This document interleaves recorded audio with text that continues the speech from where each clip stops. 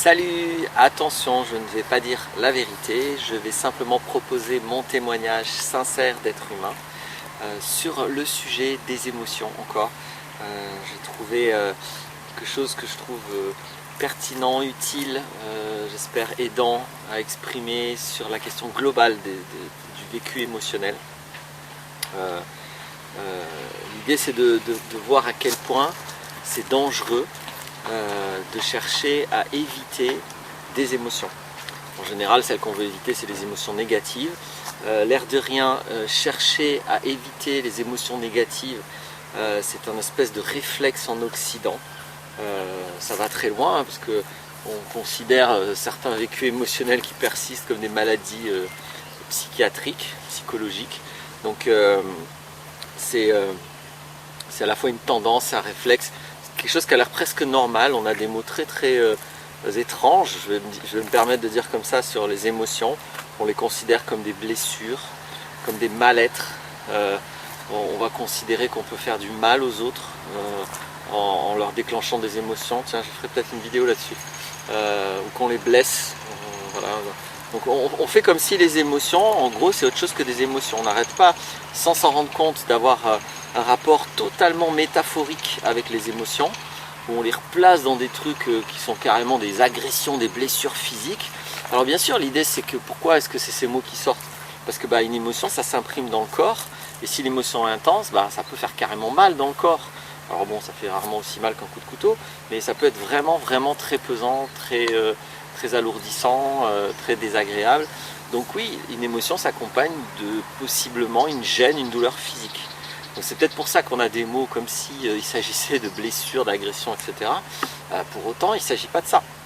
Il ne s'agit pas de ça du tout. Donc je le redis, la base de conscience pour moi du vécu émotionnel, c'est que les émotions parlent de soi. Les émotions ne parlent pas de ce qui se passe dehors. C'est les sensations qui sont l'outil pour s'informer de ce qui se passe dehors. Les émotions utilisent, déforment, détournent, renversent ce qu'il y a dehors pour que ça devienne un symbole de notre enjeu psychologique profond. Les émotions parlent rigoureusement de mon intériorité intime. Ça, c'est la base de conscience. Ce que je voulais... il y a plein de vidéos sur les émotions, il y a plein de vidéos sur l'échelle émotionnelle, qui est l'outil que j'ai découvert et que je propose pour aller écouter ces émotions. Ce que je voulais dire dans cette vidéo, c'est vraiment clarifier les conséquences de cette façon de penser à l'égard des émotions, de cette façon de refuser les émotions. Je parle beaucoup aussi par ailleurs de vivre les émotions à l'endroit, à l'envers, c'est autre chose, parce que là c'est même pas d'une façon de vivre les émotions, hein. C'est en amont même de vivre les émotions, on va chercher à les éviter. Alors les émotions négatives on cherche à éviter, et d'une manière profondément illogique, on cherche à par contre aller vers les émotions positives, alors que si on les écoute juste un petit peu, on se rend compte que ça veut dire la même chose, les émotions positives ou négatives. Donc ça, j'ai fait une vidéo là-dessus, je ne vais pas le dire, hein. Cherchez Laurent Martinez, émotions positives, négatives, vous allez trouver. Je vais me cantonner à l'axe d'aujourd'hui. Qu'est-ce qui se passe quand je refuse dans ma vie les émotions négatives? La base, c'est que je cherche par là à me couper d'une partie de la vie. Encore une fois, les émotions, c'est très utile. C'est comme la douleur physique, c'est pas la partie de la vie la plus agréable, mais c'est utile. Quand vous avez une douleur physique, c'est que votre corps est atteint. Donc quand vous avez une émotion, c'est que votre psyché est atteinte, votre esprit est atteint.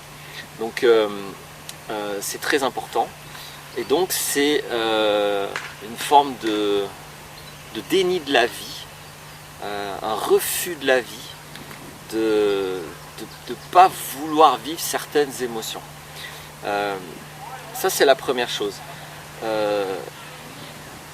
La conséquence directe de cette démarche, alors elle peut être quasiment inconsciente, hein, vu à quel point c'est un état d'esprit presque culturel, et on trouve ça juste complètement normal que de ne pas vouloir vivre certaines émotions, que ça peut vraiment être complètement inconscient cette intention. Je pense qu'il y a beaucoup de gens qui sont en permanence en train de chercher à fuir des émotions négatives et qui n'en ont pas conscience.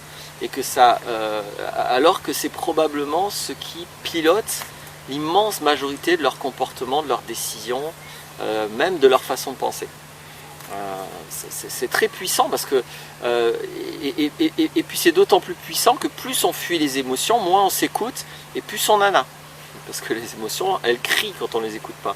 Elles étendent leur champ de déclenchement. Bon là, je dis ça rapidement, peut-être un jour je ferai peut-être j'ai déjà parlé de ça. Enfin bref, je ne peux pas tout faire. Donc je suis en train de me rendre compte des fois que je dis des choses qui sont évidentes pour moi. Ça fait 16 ans que j'aide les humains à écouter leurs émotions. Je ne sais pas si c'est évident ce que je viens de dire, mais bon, pour moi c'est flagrant. Donc c'est quelque chose d'énorme en fait. Et c'est d'autant plus énorme que j'insiste, ça peut vraiment être inconscient, ça peut être complètement perçu comme c'est normal, genre mais il est fou quoi lui, pourquoi on irait là où on a peur, là où on est en colère, là où on est triste, là où on a honte, là où on se sent humilié, là où on se sent rejeté, là où on se sent pas aimé, qui voudrait ça? C'est pas ça la question, c'est que c'est la vie.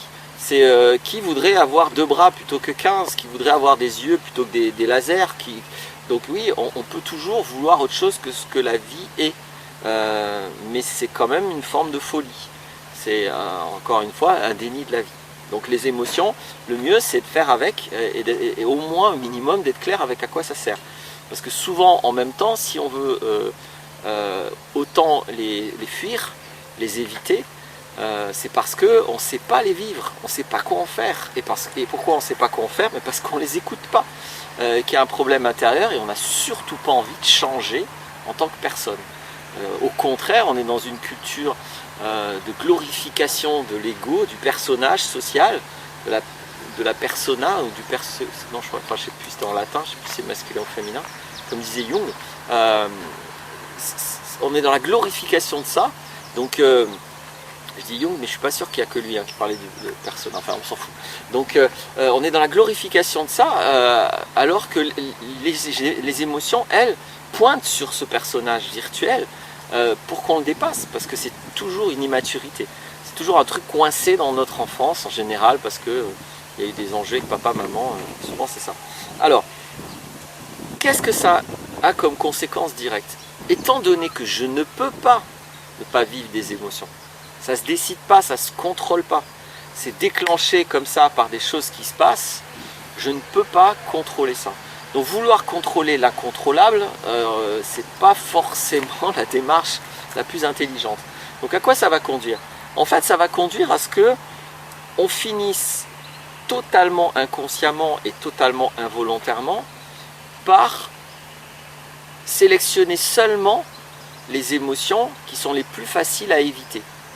Parce qu'il y a des tas et des tas d'émotions négatives qui sont inévitables. Il y a presque, je vais y revenir encore que, mais qui sont, en tout cas il y a des émotions beaucoup plus difficiles.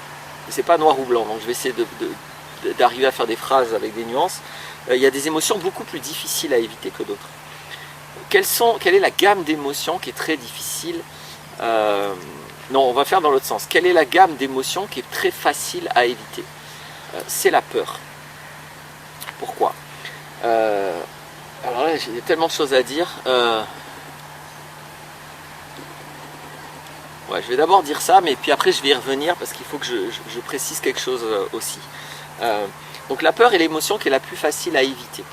Le problème, c'est que la peur, c'est quelque chose qui va se déclencher quand on est plutôt dans des situations de découverte. Quand on est à découvrir quelque chose, alors du coup qui nous fait peur, mais dans des situations de découverte, c'est là où la gamme de peur va s'inscrire. Donc c'est facile d'éviter la peur, il n'y a qu'à ne plus découvrir. Il n'y a qu'à ne pas aller dans tous les espaces, dans tous les chemins où on a peur. Donc en clair, sans qu'on s'en rende compte, sans que ce soit volontaire, quand je veux éviter, quand je fuis mes peurs, je vais en fait arrêter de découvrir. Je vais complètement cloisonner ma vie, je vais cesser d'en faire une vie. C'est-à-dire je ne vais plus rien découvrir. Je vais me cantonner à ce que je sais déjà, à la situation que je connais, que j'ai déjà. En général, en fait, concrètement, c'est métro, boulot, dodo, et puis retraite pour l'instant et cercueil. Je vais me cantonner ma vie à ça, ça c'est ce qui fait le moins peur. C'est pourtant une vie terrifiante, on devrait être terrorisé. Mais bon, comme c'est connu, on n'a pas peur. Encore une fois, la peur n'est pas là pour informer des dangers, hein, malheureusement, c'est ça la confusion. La peur est là quand dans une situation de découverte, il y a quelque chose à dire sur ce que vous vivez à l'intérieur. Et là, il y a des peurs.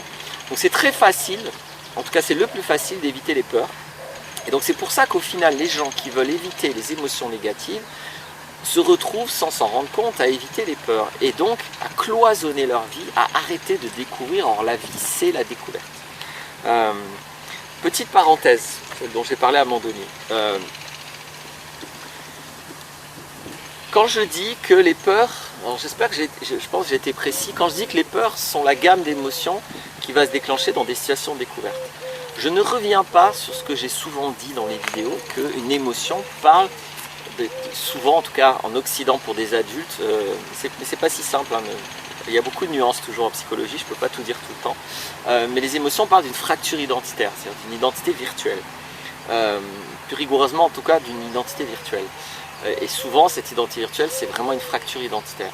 Et donc, je ne reviens pas sur ça. C'est juste important de comprendre, ça je l'ai déjà dit dans une autre vidéo sur un autre sujet qui impliquait les émotions. Cette distinction que nous faisons, puisque nous pensons depuis nous, que nous faisons la distinction entre l'intérieur et l'extérieur, elle n'est pas tout à fait réelle. Il n'y a pas de frontière, il y a le corps, mais entre le dedans et le dehors, c'est quand même un tout. Donc les émotions, elles, se déclenchent à l'égard de cet ensemble, intérieur-extérieur. Les émotions ne se déclenchent pas vis-à-vis ni de l'intérieur, ni vis-à-vis de l'extérieur. Elles se déclenchent, je dis bien le déclencheur, hein, je ne parle pas de la cause. Attention, la cause des émotions n'est pas le déclencheur des émotions. Il y a encore une nuance, allez voir l'échelle émotionnelle. Tout est nuance hein, en psychologie et dans la conscience en général, tout est nuance. Donc les émotions se déclenchent par rapport à cette globalité intérieure-extérieure.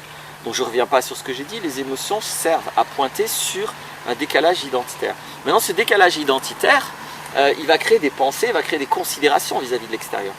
Et donc en l'occurrence quand c'est de la peur, c'est la découverte. C'est-à-dire quand j'insiste, alors j'espère que là j'ai réussi à faire un tableau complet et assez clair, pour moi c'est clair, mais quand mon identité virtuelle peut être pointée par une circonstance de découverte qui peut la symboliser, là il y a une peur.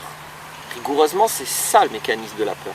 La peur n'informe pas d'un danger comme des fois il y a des gens qui font un raccourci, non pas du tout. La preuve c'est regarder vos peurs, dans l'immense majorité des cas il n'y a rien de dangereux et vous avez peur quand même. Donc la peur n'a rien à voir avec le danger, encore une fois la peur n'informe de rien de l'extérieur. La peur c'est la gamme d'émotions qui dans une circonstance de découverte vient pointer sur votre identité virtuelle. Voilà, je voulais quand même repréciser tout ça pour que ce soit bien clair avec l'ensemble de mon discours sur les émotions. Parce que ce mécanisme-là d'avoir une émotion qui vient pointer sur votre identité virtuelle, du coup on pourrait se dire, bah attends, pourquoi il y a 50 000 émotions, on pourrait en avoir qu'une. Une espèce d'alarme, quand il y a besoin, oui, sauf que bah, c'est pas comme ça que ça marche, parce que sinon ce serait pas clair, déjà que c'est pas si clair, et déjà qu'il faut mettre beaucoup d'attention pour aller écouter. S'il n'y avait qu'un seul type d'émotion, on ne pourrait pas aller au fond des choses. Donc là l'idée c'est qu'il y a plusieurs gammes d'émotions qui vont en fonction de la situation se déclencher. Donc dans les découvertes c'est la peur, dans tout ce qui va être injustice ou chose qui n'est pas comme il faut, etc. À ce moment-là ça va être la colère. Dans tout ce qui va être les choses que je ne veux pas lâcher ou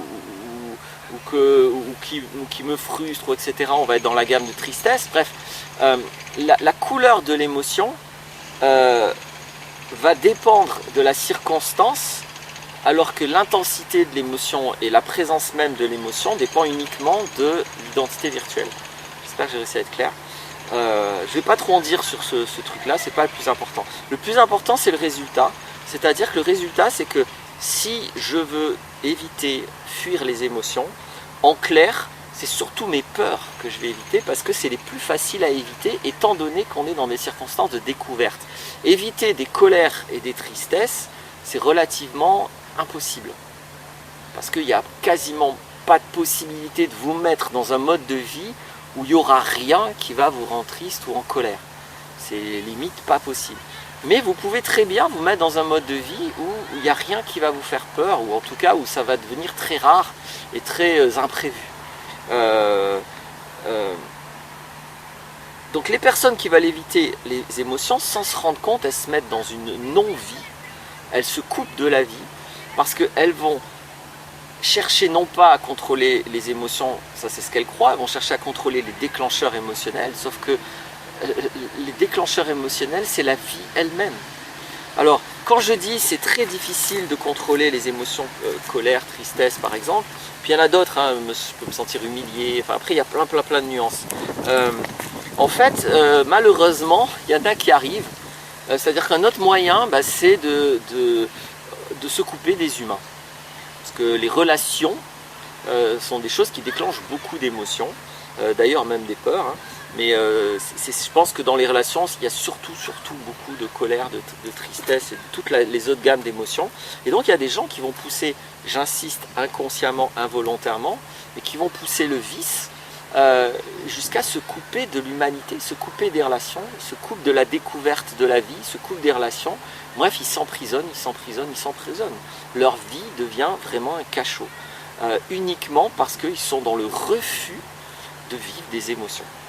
Or, une émotion, encore une fois, en soi, elle est juste pertinente, elle vient juste pointer de manière très rigoureuse, très précise une identité virtuelle et vous invite à vous libérer, à dépasser ça. Et quand vous le faites, les émotions, après, vous ne les vivez plus. Une fois que vous avez fait ça, en tout cas ces émotions-là, je ne dis pas qu'il n'y a plus d'émotions, ça aussi, vous inquiétez pas, quand vous dépassez une identité virtuelle, vous n'êtes pas Bouddha derrière. Donc je suis un peu, il y a plein de bruit. Donc, des fois je suis attiré par les bruits. Donc il n'y a rien de pertinent à vouloir fuir les émotions. C'est une expérience certes désagréable, mais si vous la vivez avec maturité, et avec clarté et conscience, c'est hyper temporaire et ça va que vous apprendre des choses. Et vous le savez, apprendre à faire du vélo, ça fait peur. Mais c'est cool de se mettre sur un vélo, de dépasser sa peur, parce que derrière, on sait faire du vélo. Maintenant, si vous ne voulez pas avoir peur, vous apprenez pas à faire du vélo. Et vous n'apprenez pas à aller là, vous apprenez pas, bref, vous n'apprenez plus rien, vous ne découvrez plus rien, vous ne vivez plus. Donc, c'est vraiment dangereux de chercher à éviter les émotions négatives, de chercher à les fuir. J'espère que j'ai réussi à décrire comment, pourquoi. Après, c'est votre vie, vous ferez vos choix. Là, mon rôle, c'était de mettre de la lumière sur ça. Parce que le réel, c'est plus fort que toi. Et c'est comme ça que ça fonctionne à mon avis, et pas autrement. Voilà, à bientôt pour une autre vidéo.